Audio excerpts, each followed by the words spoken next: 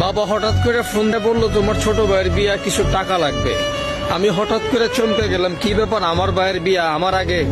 পরে আবার চিন্তা করলাম আমি হয়তো বিদেশ থাকি, যার জন্য আমার ভাইকে বিয়া করাইতেছে। আমার ভাই বলল যে কিছু টাকা দরকার। আমি আমার বাইরে বললাম তুই টাকার জন্য কোনো চিন্তা করিস না, যত টাকা লাগে আমি দিব। বিয়ার জন্য আমি 2 লক্ষ টাকা পাঠাইলাম। তারপর আবার ভাই বিয়ার আগের দিন ফোন দা বললো যে আমার বউয়ের খুব ইচ্ছা একটা স্বর্ণের টিকলি মাথায় দেওয়ার জন্য, আবার 50,000 টাকা পাঠাইলাম। কিছুদিন পর যখন আমি বললাম যে আমি আর বিদেশ থাকবো না, আমি একবারে চলে যাব, তখন আমাকে বলতেছে বিদেশ থেকে দেশে এসে কি করবি, কিছু নাই। অনেক কষ্ট করে কিছুদিন পর সবকিছু নিয়ে চলে গেলাম দেশে। দেশে যাবার পর সবাই দেখি মনের মধ্যে কষ্ট, আমি আসাতে কারো খুশি নাই। যে বাবা দেশে আসার পর বুকে জড়ায় ধরার কথা, সেই বাবা আমাকে দেখা যেমন মনে হইতেছে রাগ। আমি কিছুই বললাম না। আমার ভাই বলল আমার আইফোন কই, আমার বোনে বলল তোমাকে একটা ঘড়ি আনতে বলছিলাম, তুমি ঘড়িটা আনো নাই। আমি বললাম যে আমি একবারে চলে আসছি তোর জামার জন্য, যা ঘড়িটা আমি আনছি অনেক দামি একটা ঘড়ি। আমার বোন রাগ করলো।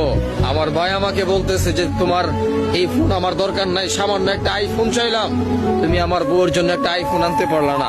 অথচ আমার ভাই চিন্তা করলো না, আমার ভাইয়ের যে আইফোনটা সেটা আমি দিছি। কিছুদিন আগে 2 লক্ষ টাকা দিছি বিয়ের জন্য।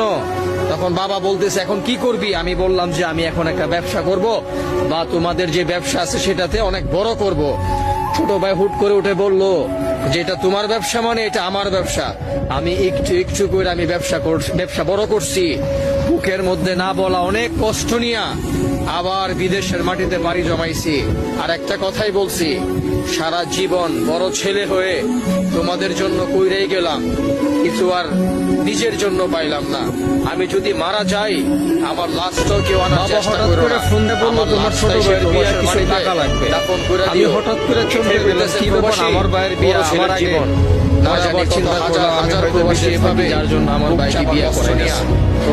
আমার ভাই বললো ভালো থাকবে, কিছু টাকা দরকার। আমি আমার বাইরে বললাম তুই টাকার জন্য কোনো চিন্তা করিস না, যত টাকা লাগে আমি দিব। বিয়ার জন্য আমি 2 লক্ষ টাকা পাঠাইলাম। তারপর আবার ভাই বিয়ার আগের দিন ফোন দা বললো যে আমার বউয়ের খুব ইচ্ছা একটা স্বর্ণের টিকলি মাথায় দেওয়ার জন্য, আবার 50,000 টাকা পাঠাইলাম। কিছুদিন পর যখন আমি বললাম যে আমি আর বিদেশ থাকবো না, আমি একবারে চলে যাব, তখন আমাকে বলতেছে বিদেশ থেকে দেশে এসে কি করবি, কিছু নাই। অনেক কষ্ট করে কিছুদিন পর সবকিছু নিয়ে চলে গেলাম দেশে। দেশে যাবার পর সবাই দেখি মনের মধ্যে কষ্ট, আমি আসাতে কারো খুশি নাই।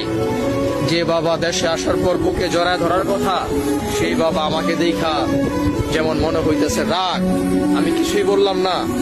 আমার ভাই বলল আমার আইফোন